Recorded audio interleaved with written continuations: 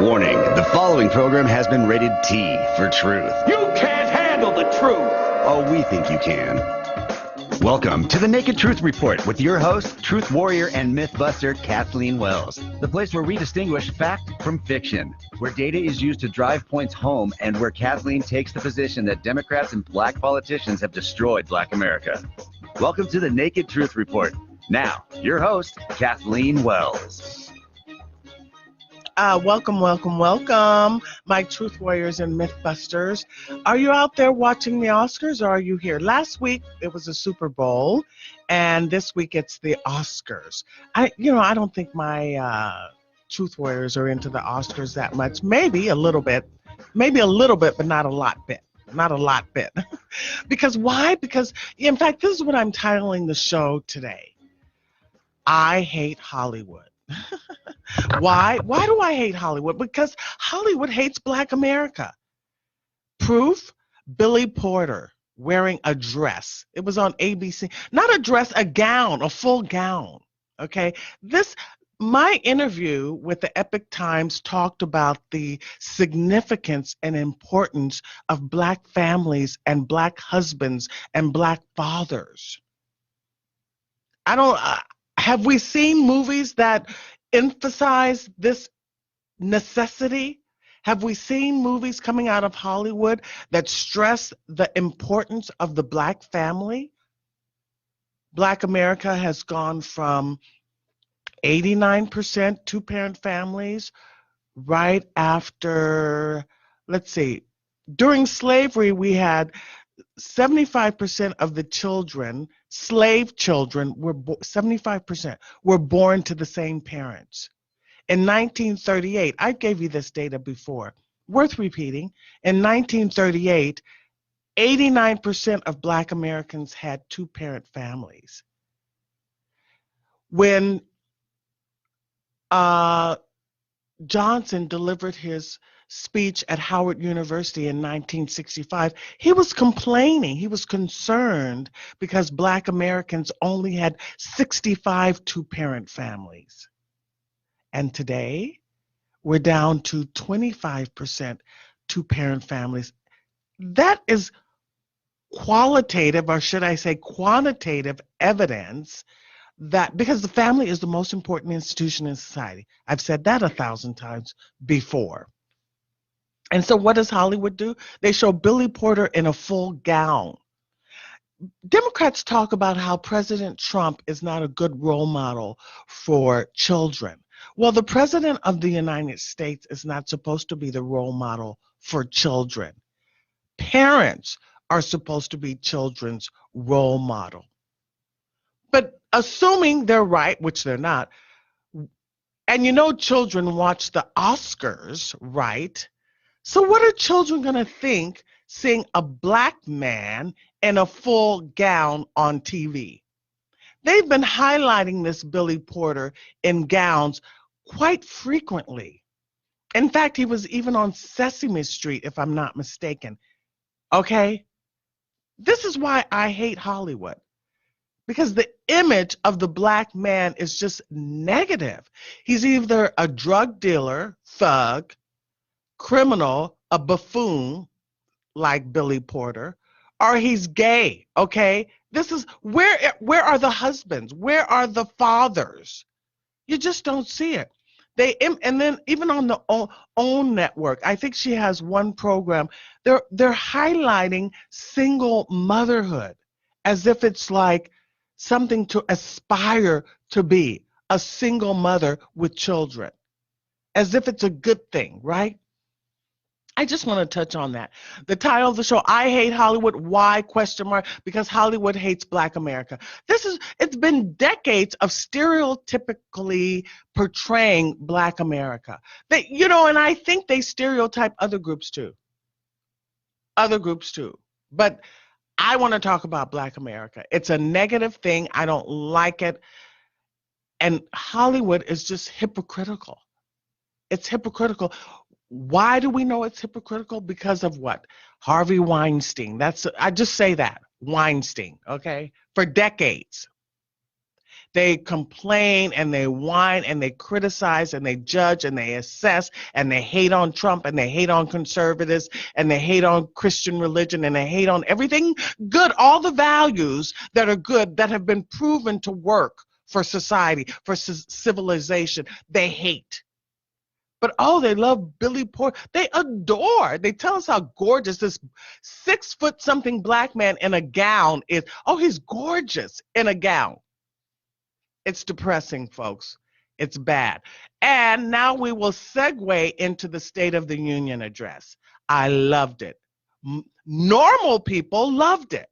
The Democratic Party is full of misfits, zombies, and weirdos. People who have to go against the grain for some reason, people who have to go against traditionalism and status quo. Although Hollywood folks, they go against it, but basically they have families. I think people with money live generally traditionally. They get married and have children. So what was I saying? I forgot that fast. Oh, I was talking about the State of the Union. It was a beautiful, beautiful State of the Union. And I'm convinced that Democrats hate America. They hate America. We know that they have liberal ideology. I saw something on my Facebook page. Just look at these urban cities. Chicago, for decades, urban cities, Baltimore, Los Angeles. Look at the homelessness in Los Angeles. Hey, I didn't grow up with this level of homelessness. You didn't see homeless. The only place you used to see homeless folks was downtown on Skid Row. Now you see homeless folks on main drags, like I said, on Lincoln Boulevard and Marina Del Rey. You have homeless up and down Lincoln Boulevard and Marina Del Rey. You have them by the freeway. You have them by where Bullock's Wilshire used to be. They're over there. They're on Crenshaw Boulevard. This has happened under Democrats' watch. And yet, this is Los Angeles. Democrats have the nerve to have like a sour face, sitting on their hands, angry, looking bored and disgusted and looking disgusted by Trump's State of the Union speech. Can you imagine? Trump was talking about he was talking about the economy, how well it's doing. This is something that's quantitative. You can check it. He was talking about also bringing back vocational and technical training to high schools. How is that a bad thing, right? Democrats are always talking about how the schools need improvement. They need more money. How the schools need more money. Yet, Democrats have been controlling these schools, these public schools in these urban areas for decades. I've said before, when I was in school, the schools were doing fine. The California public schools used to be number one or at the top. Now we're at the bottom with English as a second language. Yet Democrats say we need more money. The schools need more money. And the Democratic debate last week was just this. They go over the same thing. They're talking about the same thing they've been talking about 5 decades ago, 6 decades ago. They're talking about the same thing. They have not solved anything. So why would we want them to even be in charge of anything? They have not proven themselves to be able to accomplish anything. And when I think the idea that the Democrats were what is the word? I can't find the word, but that little black girl was like me as a little black girl because I wore glasses, right? She seemed precocious. She wanted school choice. For years, she wasn't able to attend a school that was at her level. Her mother wanted her to be able to choose a school that was appropriate for her level. And the Democrats sat on their hands. They were angry. Can you imagine? I mean, And all of those Democrats, many black women and black men are in the Democratic Party, politicians. Black politicians are in the Democratic Party. So these are black politicians that were incensed or couldn't show any enthusiasm or appreciation for this little black girl getting the choice of schools to go to. They weren't pleased with that. They didn't think that was a good thing. They didn't think that was something worth applauding. I mean, who are these people? They're mere ideologues. They're just bitter. All of their districts are in the dumps. I don't understand who these people are and how they're so out of touch. Well, basically what it comes down to is that they're just stuck, right? These folks have earned a living as politicians, and they're stuck. At least the ones that have been there for decades, like Maxine Waters, that have been there. They have made a commitment to politics, and they have bills, I guess, and they don't see any way other to earn a living but to stick with this career choice. But then, what about the new folks? What about the new folks that are joining the Democratic Party? The new politicians, don't they see some kind of disconnect? Oh, the new folks, I guess they're new, they're new Americans. They're first generation, like Ilhan Omar. Is that her name? Ilhan Omar. They don't realize how things were 20 years ago, 30 years ago, 40 years ago in America. They don't realize that. They don't know. Or Rashida Tlaib. But what about Monica Presley? How old is she? I'm assuming she's in her late 30s or early 40s. So I'm wondering, what is she thinking? Where is Monica Presley from? I don't remember. But I'm wondering, what is she thinking? Maybe, is it folks in their 30s and 40s have no idea how things were? Yeah, I guess if they're in their 30s and 40s, they were kids 30 years ago. They were young. So they have no idea.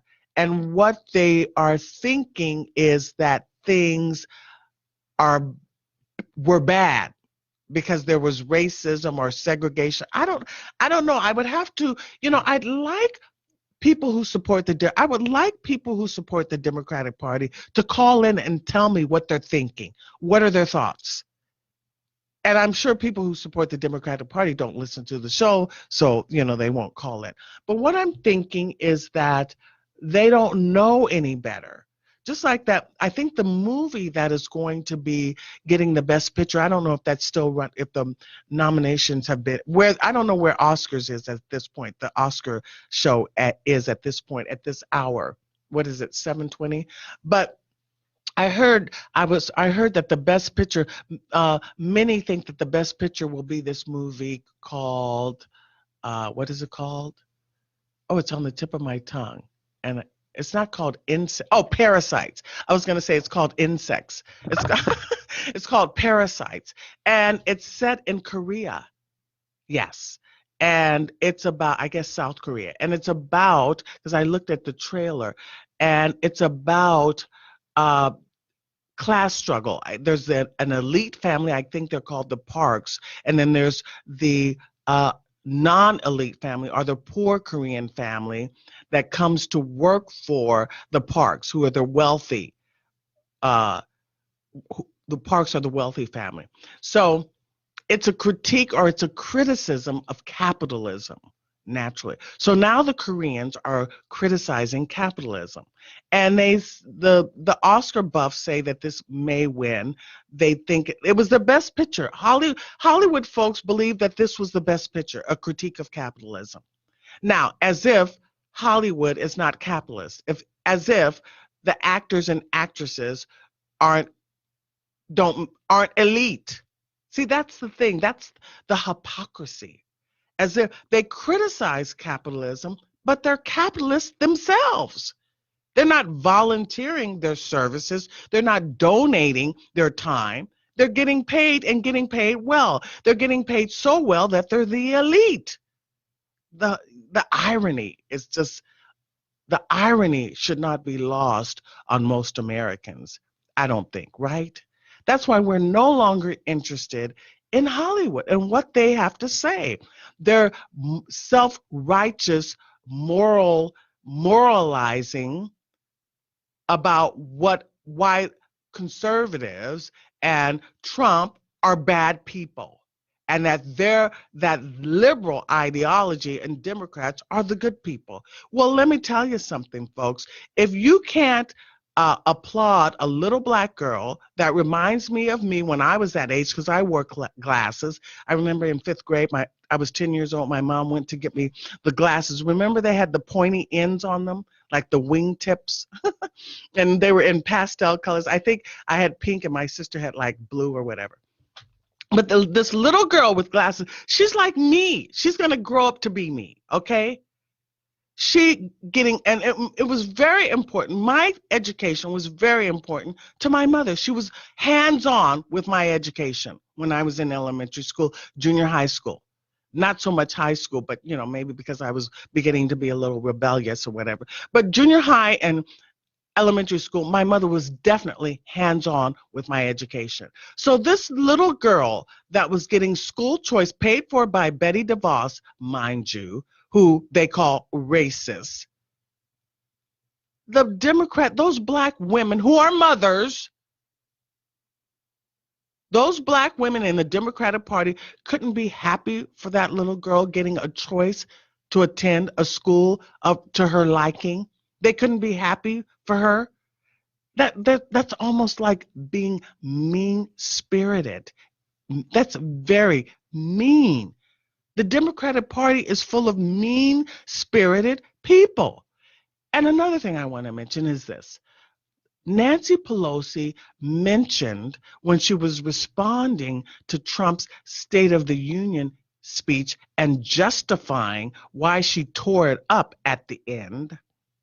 She had to justify that because I'm sure, but it's indefensible, unjustifiable that you would tear up that speech. It was a beautiful, glorious speech. And Trump started out saying that, what did it say? It's like, what did he say? In one section, he was saying, America is full of heroes. I wrote it here somewhere, but I can't find it right now. But America is full of heroes. Here it is. America is a land of heroes. Our ancestors. America is our inheritance. Something for us to be proud of. Something for us to be grateful about. Something for us to embrace. And yes, Black Americans were engaged and embracing, Black Americans were engaged and embracing America since its founding, since we've been here. Our ancestors have fought in every war, okay?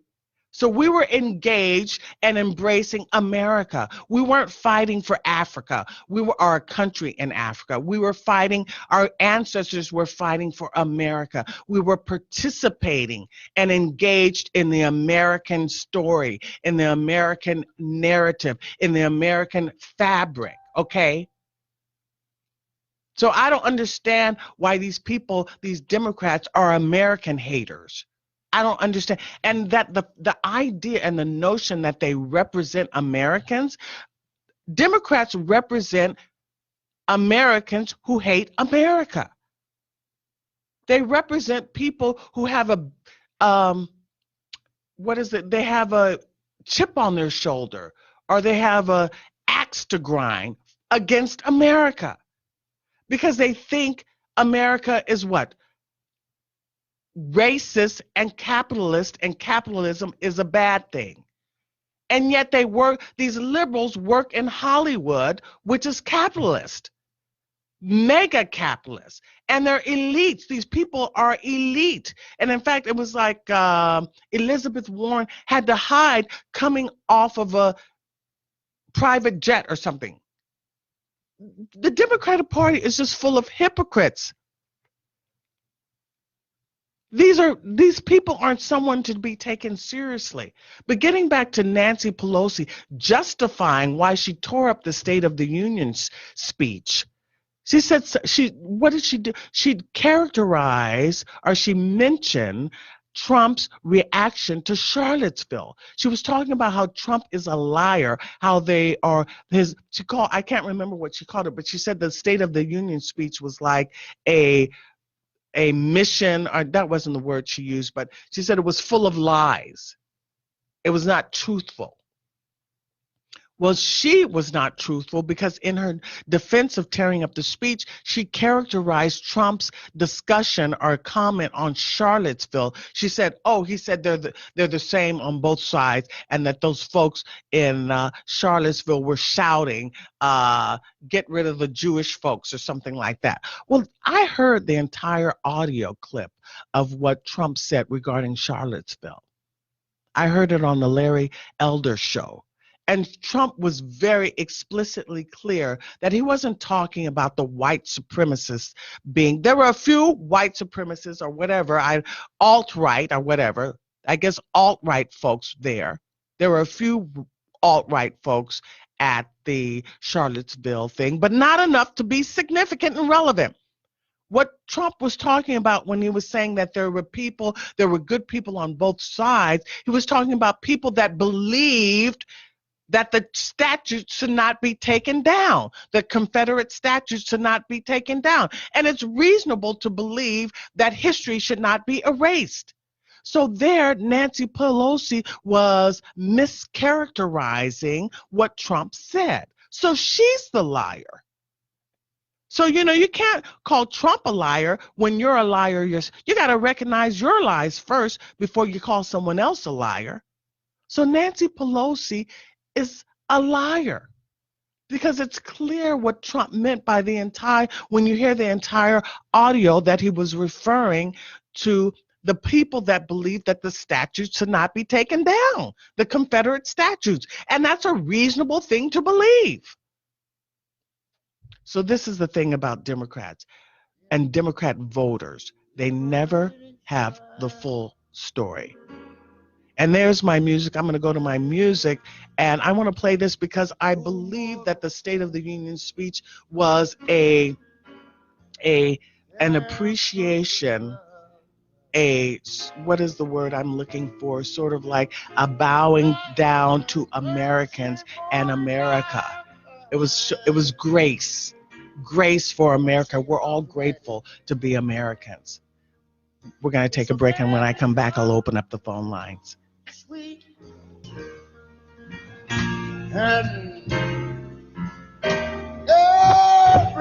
Welcome back to the Naked Truth Report. I'm your host, Kathleen Wells. What was I talking about? One of the things that Pelosi said is that they want to continue to investigate Trump. Yeah, they're going to continue with the investigations. I played America the Beautiful because I love Trump's State of the Union speech. I thought it was fantastic. It was paying homage to America. It was saying a good thing. America is a good thing. If you don't like it, you should leave. I just saw on Facebook where they were criticizing, naturally, Hollywood was criticizing the impeachment, or the fact that the Republicans rather voted to acquit Trump, except Mitt Romney. That's another thing. That's a joke. Mitt Romney, he's a joke. But I went over last week, as to why the legal analysis as to why the impeachment of Trump was not on solid footing. Why abuse of power and obstruction of Congress are not offenses that rise to the level of an impeachable offense. One can rely on the legal analysis, the legal and cogent analysis delivered by Dershowitz. I suggest you Google it and look at it if you think obstruction of Congress and abuse of power are impeachable offenses.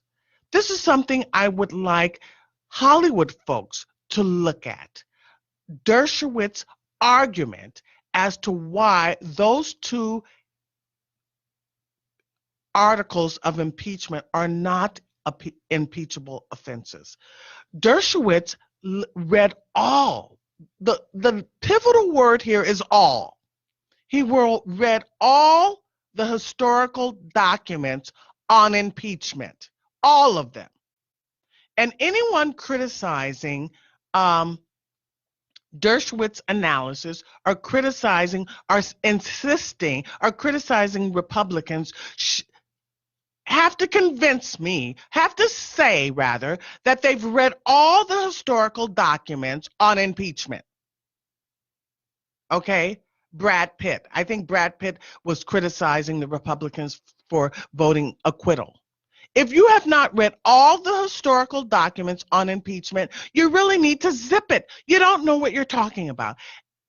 And actors and actresses, folks in Hollywood, those hypocrites, example, Weinstein, those hypocrites in Hollywood, those multi-million dollar earners should not criticize Trump or conservatives because they do not understand legal, they don't have a full understanding of what is considered impeachable offenses. They don't know the law, they know acting. They need to stick with acting and leave legal analysis to folks like me and Dershowitz. Okay? Anyway, why don't I take a call now from, let's see, Pat. Hi, Pat in Burbank. Where are you, Sunland? Hi, Pat. Thanks for calling the Naked Truth Report. Yes. Hi, Kathleen. Love your show. Thank you. Your whole program tonight tells the reason why this voting coming up is so important. I live in Adam Schiff's district. Mm-hmm. We have to get rid of him. There are 8 people in there voting for that to be voted on that seat. Uh-huh. And it's going to be one of those where the top 2 come out, and it'll be a runoff. And the person that we need to vote for is Eric Early. Oh, I've had Eric Early on the show. Have you? Yeah, last year, I think. Because he was running for Attorney General, or actually in 2018. Yeah, you need to get him on again right away. Yeah, and in fact, I'm going to attend the breakfast that they're having, Ask the Candidate Breakfast Tuesday. Oh, okay, yeah. Everybody needs to go that, but I don't think people realize when they look at that thing and there's 8 people, Eric's down to the bottom on my ballot, and they will just punch somebody, and Adam's right at the top. But it could be a runoff. And another one is Jackie Lacey for the district attorney. It's very important. And anybody that votes for Prop 13 has got to have something in their head that's not working. Okay, remind us what Prop 13 is. They want us to vote for $15 billion for the schools. And pay it off at $740 million for the next 20 years. Your grandchildren will be voting for having to pay that off at that time, even if they're not born now. They don't need any more money. No, they don't need any more money. In 20 years, they couldn't tell you what they've done with the $15 billion. Right, exactly. Right. Yeah, but everybody get out there, and the judges are another thing that's very, very important for what Trump has done with the judges. These judges we have to vote for. Try to find out the conservative judges, and that's a good place to find out, Kathleen, when you go Tuesday morning. Okay, and I'll come back and inform people. I don't even know that there are any conservative judges in Los Angeles or California. Well, there's one on there. His name is Troy, Slaten. Troy Slaten. Okay. It's the one that I do know. Okay, thank you, Pat, for calling in. Yeah, next week, give us a good rundown, okay? I'll give you a rundown. Thank you very much. Okay, Linda in Burbank, welcome to the Naked Truth Report. Hi, Linda. We haven't heard from you in a while. I've been busy doing some artwork. Oh, good for you. But I wanted to tell you what, my thought of, the, address. State of the Union. State of the Union, sorry about that. Right. I thought it was excellent. Right. Normal people did rather. My favorite topic that Trump spoke on was the immigration. Mm-hmm.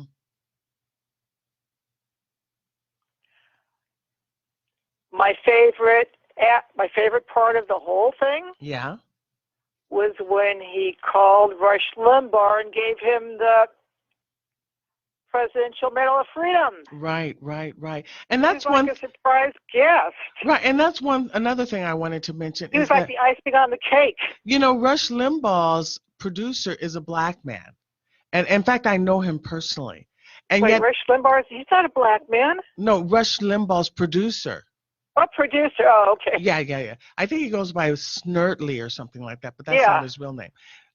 But he's a black man, and yet they accuse Rush of racism. Now this producer, he's very close to Rush, and in fact, I think he's been his producer for over 20 years. So obviously they're close. Oh yeah. Yeah, and this producer, actually, his name is James. He actually challenged Jim Acosta to a debate because they keep calling Rush racist. I just wanted to point that out. Okay.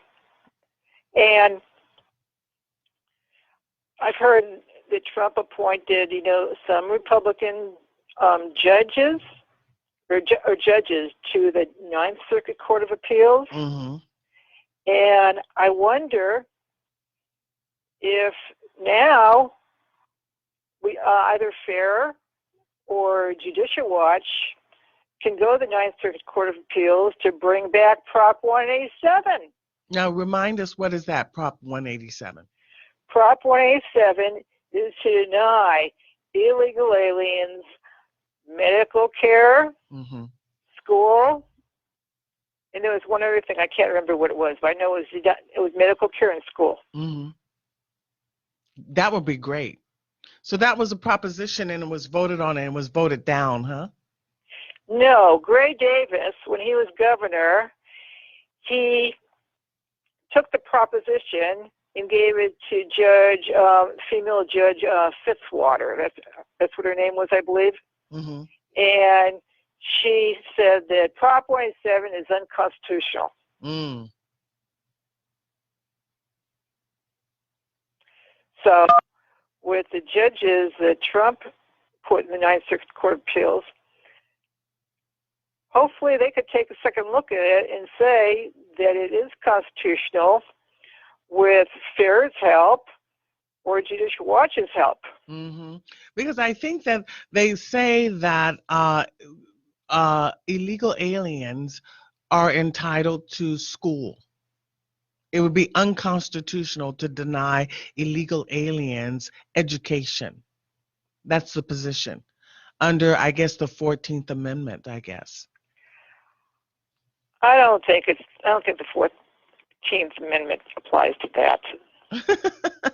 I don't think so.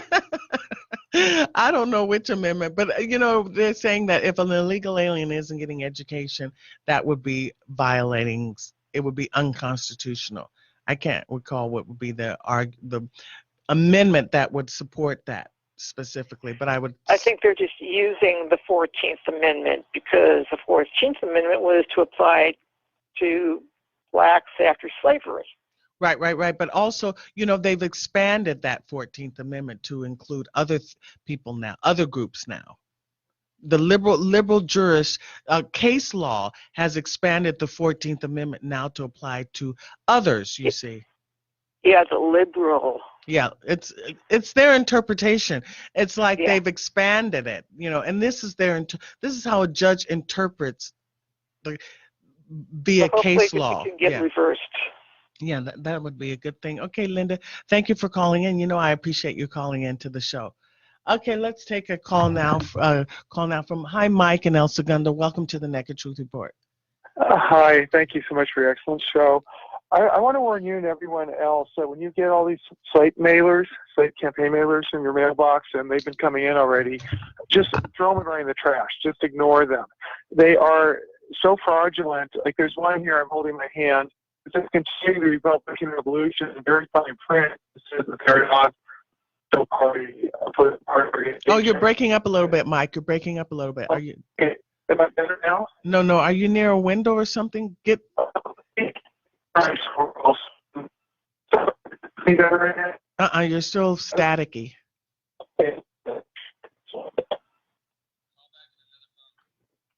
Are you okay?